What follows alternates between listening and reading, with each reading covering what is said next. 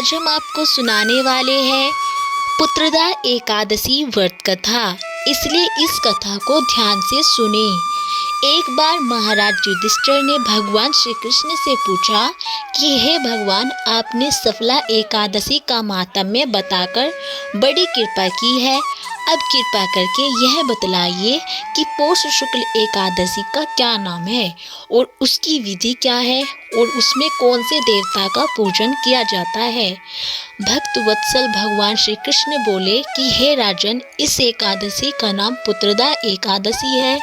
इसमें भी नारायण भगवान की पूजा की जाती है। इस चर और अचर संसार में पुत्रदा एकादशी के व्रत के समान दूसरा कोई व्रत नहीं है। इसके पुण्य से मनुष्य तपस्वी, विद्वान और लक्ष्मीवान होता है। इसकी मैं एक कथा तुम्हें सुनाता हूँ। भद्रावती नामक नगरी में सुकेतुमान नाम का एक राजा राज्य करता था। उसके कोई पुत्र नहीं था। उसकी स्त्री का नाम श्रेव्या था। वह निपुत्री होने के कारण सदैव चिंतित रहा करती थी।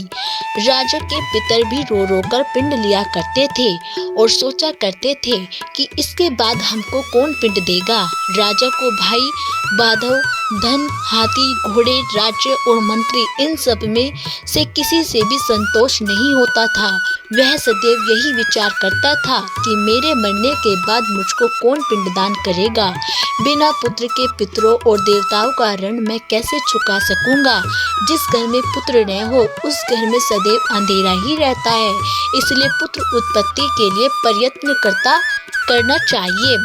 जिस मनुष्य ने पुत्र का मुख देखा है वह धन्य है और उसके इस लोक में यश और परलोक में शांति मिलती है, अर्थात उनके दोनों लोक सुधर जाते हैं। पूर्व जन्म के कर्म से ही इस जन्म में पुत्र, धन आदि प्राप्त होते हैं। राजा इसी प्रकार रात दिन चिंता में लगा रहता। एक समय तो राजा ने अपने शरीर को त्याग देने का निश्चय किया, परंतु आत्मघात को महान पाप समझकर उसने ऐसा नहीं किया। और एक दिन राजा ऐसा ही विचार करता हुआ अपने घोड़े पर चढ़कर वन को चल दिया तथा पक्षियों और वृक्षों को देखने लगा। उसने देखा कि वन में मृग, व्याघ्र, सुअर, सिंह, बंदर, सर्प आदि सब भ्रमण कर रहे हैं। हाथी अपने बच्चों और हथनियों के बीच घूम रहा है। इस वन में कहीं तो गीदड़ अपने कर्कश स्वर में बोल रहे हैं और कहीं उल्लू ध्वनि कर रहे हैं। वन के दृश्य को देखकर राजा सोच विचार में लग गया कि इसी प्रकार आधा दिन बीत गया। वह सोचने लगा कि मैंने कई यज्ञ किए, ब्राह्मणों को स्वादिष्ट भोजन से तृप्त किया, फिर भी मुझको दुख प्राप्त हुआ क्यों। राजा प्यास के मारे अत्यंत दुखी हो गया और पानी की तलाश में इधर उधर फिरने लगा। थोड़ी दूरी पर राजा ने एक सरोवर देखा और उस सरोवर में कमल खिले थे तथा सारस, हंस, मगरमच्छ आदि विहार कर रहे थे। उस सरोवर के चारों तरफ मुनियों के आश्रम बने हुए थे। उसी समय राजा के दाहिने अंग फड़कने लगे और राजा शुभ शकुन समझकर घोड़े से उतरकर मुनियों को दंडवत प्रणाम करके बैठ गया। राजा को देखकर मुनियों ने कहा कि हे राजन, हम तुमसे अत्यंत प्रसन्न हैं। तुम्हारी क्या इच्छा है सो कहो। राजा ने पूछा, महाराज आप कौन हैं और किस लिए यहाँ आए हैं, कृपा करके बताइए। मुनि कहने लगे कि हे राजन, आज संतान देने वाली पुत्रदा एकादशी है। हम लोग विश्वदेव हैं और इस सरोवर में स्नान करने के लिए आए हैं। यह सुनकर राजा कहने लगा कि महाराज, मेरे भी कोई संतान नहीं है। यदि आप मुझ पर प्रसन्न हैं तो एक पुत्र का वरदान दीजिए। मुनि बोले कि हे राजन, आज पुत्रदा एकादशी है।